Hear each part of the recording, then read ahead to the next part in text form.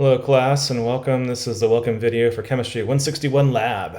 So I'm excited. This is my last one from all my classes. So I'm excited and I'm just about ready for the semester to start. Anyways, so welcome. This is the companion class to General Chemistry. And this is an wholly online lab. So how are we going to do that? So that's what I'm going to cover in this video. But I'm also going to go over the syllabus real fast. So if you see here, I'm going to change this, of course, because I'm making the video that's going to come here. Here's a La Lima page, and you can come over the syllabus. So let me just cover the syllabus stuff. So this is first semester General Chemistry Lab, and this is a course for STEM majors. So if you want to become a doctor, a pharmacist, or a scientist or an engineer, this is the class for you. And it's the companion class for general chemistry. So depending on the school, here in University of Hawaii, we separate the lab classes. Many other classes combine them in different schools. So, let me see here, I'm not editing this, just the plain old syllabus. So then there's the welcome, so instructor information.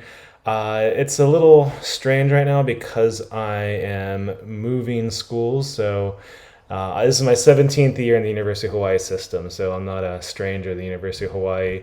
I have been full-time at Honolulu CC, Maui College, and now I'm full-time at Windward. So I've also worked at Hawaii CC and Manoa. So I am part-time, I have been a part-time worker there. So I've made my rounds of sorts. And currently they've assigned me an office, but I don't want to say it because they haven't given me the keys yet. I've even seen it. I don't have a phone number yet. So this is all forthcoming. So sorry for the lack of information there, but this will be filled in. But I will have online office hours in general. And also if you want to meet me in person, I'm not sure what the COVID rules are yet. So we will see. I'm assuming it'll be similar by appointment. So the easiest way to get hold of me is by email. So I'm usually pretty fast in responding. If you get a short message from me, it's probably because I'm like in the line for the grocery store or something like that. I do that a lot. I'll be in Costco and, and you're waiting there looking at, gee, I wonder how I'm going to eat, all this food, and then like, oh, I'll get a message. And if it's there, I'll just reply real fast, especially if it's just a little piece of information you need. So it's not that I'm angry. I'm just like, I'm not, I don't have time to type something out, with lots of flair. So, okay. And the other thing to note about me is I am a biological intelligence. I'm not an artificial intelligence. That means that I do things like sleep and I hang out with friends. So if you email me at 4 o'clock in the morning on Friday, maybe Saturday, I'm probably asleep. And maybe and 2 o'clock on Saturday, I might be, hanging out with my friends. So then because of that, I may not respond right away. So please keep that in mind. Course information, I covered much of this already, but it's there. Required materials, you need a laptop for this class or a desktop computer. So some of the simulations do not necessarily work on a phone or a tablet. It depends. Maybe some of them have gotten better, but I think that a laptop is going. That's what I'm using right now, is a laptop. Laptops only work the best. And of course, format. Actually, 12. There's 20. There's 20 assignments, and I'll change that. So there are 20 lab exercises, 12 simulations, 7 other assignments, and a forum. So I will go over the meat of that coming up shortly. But some things here are student accommodations at Windward. So also Title IX information. So something about me, I am a safe zone advocate. Which means I will speak for people that have safe zone issues. But the truth of the matter is I will speak for anyone. So if you have any issues that you might need me to speak for you, I will I will be your advocate if you'd like. So, with Title IX, though, I am a responsible person by the U.S. government, which means that if you tell me something that is a Title IX issue, I am required by law to report it. So if you have issues that you need to discuss that you don't want reported, you can ask for a confidential source. You can see here, for instance, Jojo Miller is a confidential advocate. So that means that Jojo does not need to report something.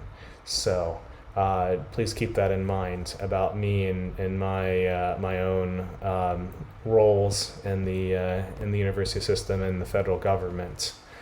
So, or what the federal government says that I'm responsible. So let it be known that the federal government calls me a responsible person. And also know that I'm a safe zone. So if you have any issues, and if it doesn't even have to be safe zone related, if you need any help with that, so academic support services, there's a link here and some additional services. So a disturbing trend that we've seen is an increase in basic needs that are not being met. So if you are having any issues with housing or food, I mean, come on, there's no way that you're going to be able to do well in chemistry if you don't have your basic needs met. That's like Maslow's hierarchy of needs if you study psychology. I mean, it's just, there's no way. So if you do find yourself in that situation, I mean, of course, there's links and you can find basic needs help. And you can also ask me if you'd like, and I can help and I can advocate if you are having any issues with that. And it's a dual responsibility, right? Because I want you to do well, you want to do well, and there's no way you can do well if you don't have your basic needs being met. So whatever, if you ever need anything, I will do whatever I can to help you. And as a professor, I tend to be pretty connected in the community. And also, not only that, whenever I ask for help, especially if it's a student that needs help, people will bend over backwards to help me. So that's one thing I've noticed throughout my years. So, okay, so let us go talk about the course. And so up here you can see that there are just different labs here. These correspond to the Labster labs. So let me click on one, and the La Lima is so fast. So, and the score, I guess I didn't go over the scoring. It's each exercise, there's 20 exercises, 5% of the grade, and 10-point split. So 100 to 90% is an A, 89 to 80 B, and so on. So it's there in the syllabus. And as the due dates are here. I have it in the batches. I don't know how many students are following me in Chemistry 161, but okay, so here for Labster, you can see the first one is due September 21st. And this is Lab 1, and you go to Labster, and I will send you an invitation to join Labster, and you click on the this here, the simulation, and you play it. So Labster, it's a gaming platform, and you go through the different things, and you things or simulations with Dr. One. Dr. One is this eye-looking thing that talks to you in a computerized voice. Some of them have kind of stories. There's some generic labs, and there's the ones with the stories. So I mean, it's a little more fun. Like the mixture is homogeneous or heterogeneous. I mean, that's that one. Like you crash a spaceship, and you're have to look for 3 different sources of water, and so I decided to rather than just have a generic one, saying all right, mixtures. I thought the story, you would enjoy the story a little bit, like the gaming platform. These first ones are pretty easy, and you can see due September 21st. That's also the due date for the first test. So some get a little harder. The titration, I think, is a little harder one. So you can see, like I said, the batches. The next ones are due October 19th. And so this is to mirror the general chemistry course that I'm teaching. And so to mimic the chapter content. And this one it's conceptually, that's a little tough, the ideal. Yeah, so I like this one, the bomb calorimeter, because then you can see the bomb calorimeter, because and there's also a well, I shouldn't say a simulation, not necessarily a PhET simulation. There's only one there. That's only one of the one that I have in the other stuff in the mastering stuff. That's not a PhET simulation, but there's a bomb calorimeter in that too. I mean, if you ever, well, you can see from the pictures, they're huge. They're about like this big, like, you know, third of a meter across in diameter. At least the ones I used, and they're just they're gigantic, and they're a pain to use because you got to push in oxygen and then so you have to work with the compressed gases, and you have to set the thing. You gotta let it work, and it's but I mean, it's you would not use that in Gen Chem 1. That's more junior level chemistry. So it's kind of cool that you could see the simulation of that one, and the use of it, and the data generation, and the mastering content. So and these are the ones. I mean, I'm part of it is in the beginning. You kind of get used to using the simulations. Like I said, it's a gaming platform. You have to click on the it'll kind of give you hints. It's almost like a role-playing game. You know, you have to find the stuff. I used to play role-playing games when I was a kid, but like you have to do things like, and it makes you do things in order. It makes you put on gloves, for instance, and you have to grab the pipette. Or here in the mixtures, you have to grab the beaker and then place the beakers, so it's kind of like, you know, you're doing it kind of thing, and it makes you go in order.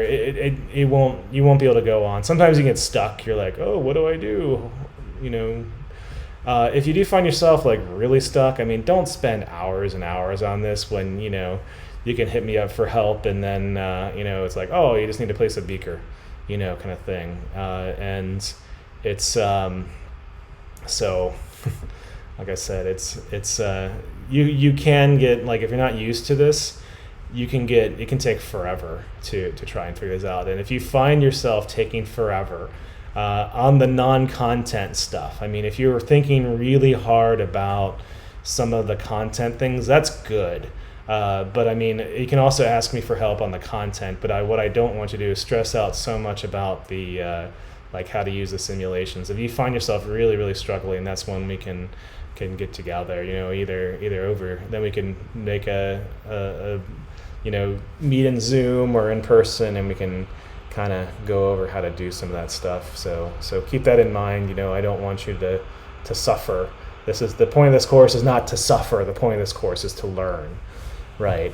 And so, okay, and I've had students also had some hard time with the periodic table one, trying to place all the elements in the right spot. So but I mean, that's good to start out here. If you can make it through the periodic table simulation, you should be good to go for the rest of the semester, at least for these. Okay, so and yeah, the story, the ideal gas, that's a weird story. Some of the stories they tell are kind of weird, but I like this one, the Bohr model one, and you can see the due dates here. These are November 23rd, right before Thanksgiving. So this one here, when you're overlapping the spectra, try and remember which element you grabbed, because it's kind of hard to go back. And then after you overlay the spectra, then Dr. One comes up and said, all right, which elements are there? And you're like, oh, crud. So that's a hint on that one. When I was going through that one, I was like, oh, man. The other thing to note with these is I have it set for infinite attempts, so you can redo it for credit. So keep that in mind. And that's another goofy story with the carbon valence. So, okay, and this is due, the end of the term is December the 8th. So this one's due at the end. It's also one of the last topic there in chapter 11 in the textbook. So those are the simulations, and I will send you an invitation. They're still processing it as I'm making this video at Labster to have the license to send it out. Okay, so that's 12, and I said there's 20. Another one here is the experimental design. So is this coming out? Come on, La Lima. So experimental design, this is a forum. So I'm just assigning at lab 13. I mean, it's just 20 assignments really. What you do is you go on this, you can go to the forums in here, or you can click on this link here, and then when you do this laboratory, and then you click this start a new conversation, and then what I would do is I would write it out in a Word document, then I would paste it on there. So that way it's easier. You don't have to, you might lose some things. And the idea of this one is very open-ended. So you create a laboratory. You're designing a laboratory. So and it's to measure the enthalpy of a chemical reaction. So remember that sometimes when I have the students, they give me some really cool experiments, which it's fun. But I'm trying to direct you towards enthalpy, and it's one of these 3 reactions here: magnesium hydrochloric acid, sodium chloride, sodium. I should be sodium hydroxide. Shoot, I'm gonna change that. Sodium hydroxide and oxidation of glucose. So it is these ones right here, and you're gonna do a simulation of a bomb calorimeter, so you can write that in there. Usually in the laboratory when we do this in the lab, usually people use styrofoam paper cups or styrofoam cups as the calorimeter, but you can write it using the bomb calorimeter because you've had a simulation with that. So I will, of course, bug you on this. I'm going to send you reminders for due dates and that kind of thing. So, all right, and this is 161 lab. Okay, so, and then the last experiments are these. I guess most of them are PhET labs. So this is in mastering chemistry. And why do I have this due on December 8th when I have the other ones spaced out? I'm anticipating that we might have students that are not in my Chemistry 161 class, and I use Mastering Chemistry, and I put this assignment in your Mastering Chemistry class.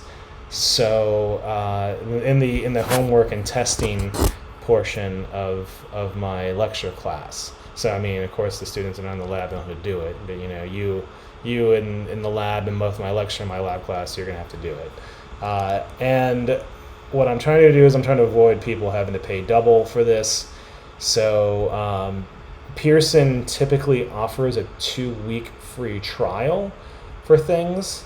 So what I'm recommending, if that is you, wait till the end of the semester and then do them all at once or within a 2-week period so you don't have to pay. And also let me know that you're doing this so I can make sure that I get your scores out, right? So and we can. I don't know if it's going to let you do that though, because this is it's the IDAP thing. If that happens, I can just make a new course with just the labs, and then you can just jump on that with your 2 weeks free access. Okay, so we'll figure this out, and like I said, I'm trying to protect you, the student, from having to pay too much money. So that's why I'm like I said, I'm making it due at the end of the semester. But I do recommend that you do the first 2 labs 1 and 2 on the. I'll bring up the assignment in a little bit. On the first 2 labs with the first batch of material, because it covers those topics. Same thing with labs 3 through 6. The second one, we don't have many labs that correspond to the middle one, and then lab 7, the last lab on December the 8th.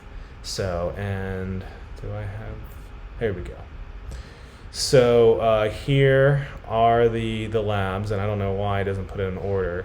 So you can see here the simulation for balancing chemical equations, lab 2, the limiting reagents, lab 3 is concentration, so 4 gas properties, 5 energy, 6 calorimetry. This one is not a PhET simulation, and 7 molecular shapes.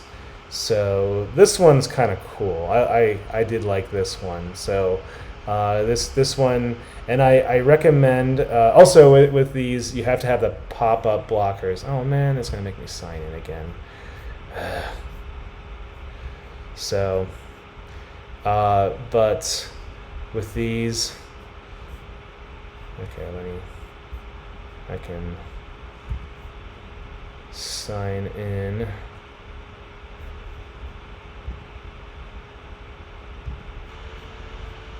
Okay, I signed back in.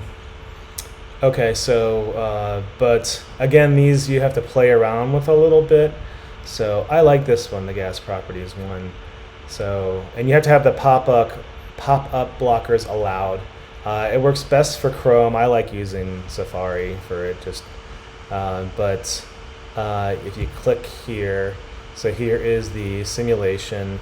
It's with University of Colorado, and what I recommend among other things is that when you do these, you read the instructions. So it's, oh geez, I'm showing you the data view. So make sure you read the instructions going through. And so for instance, you push in, it tells you to push in, I think it's 100 particles. So yeah, put in the 100 particles. That's too small. You put in the 100 particles, and like for instance, it's a hold the pressure constant. And so what it's doing now, it's holding the pressure constant. So you look at the different gas laws, and you heat it up, you can see the volume increases. And so does it give you the volume? Maybe where is the volume? And oops, pressure kind of, okay. Oh, it's empty, shoot. So where is the volume? Okay, you can see the pressure is all constant, but then you can, oh, you're not doing that, the pressure is all constant. And then you can see the volume changes with that. And but it is a cool simulation there. What's going on with the with that and the using the FET simulation.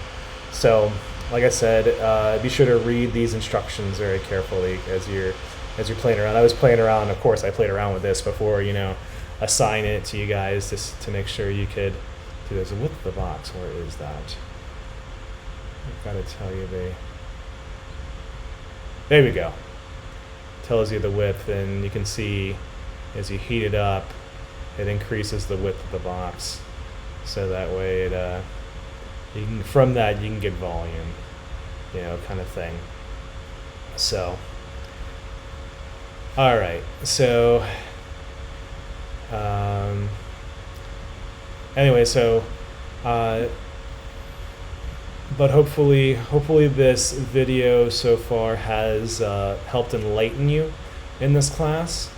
So, and to be perfectly honest with you, I think this is the direction that we're going for education. Meaning like, so 1/3 of all college students, no, it's a quarter, I'm sorry, a quarter of all college students attempt this class in their college careers.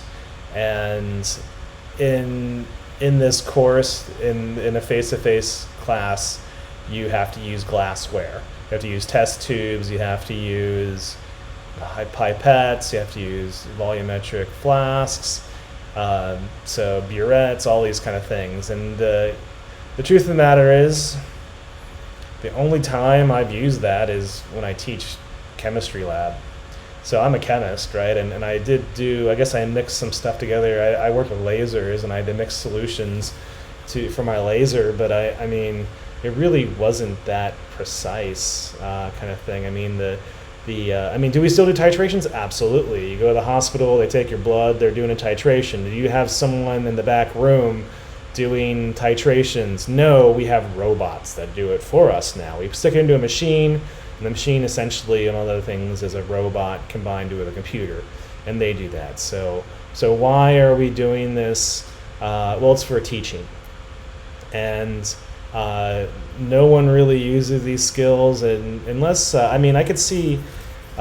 If you're going to be a chemistry major, it's reasonable to learn how to do laboratory things. But if you're going to be a doctor or a pharmacist, I don't know, or an engineer, do you really, like you're civil engineers, I'm going to build buildings and I'm going to titrate stuff, is that a skill that you really need? And the skill is, the knowledge is useful, and it's the hands-on part of it is useful.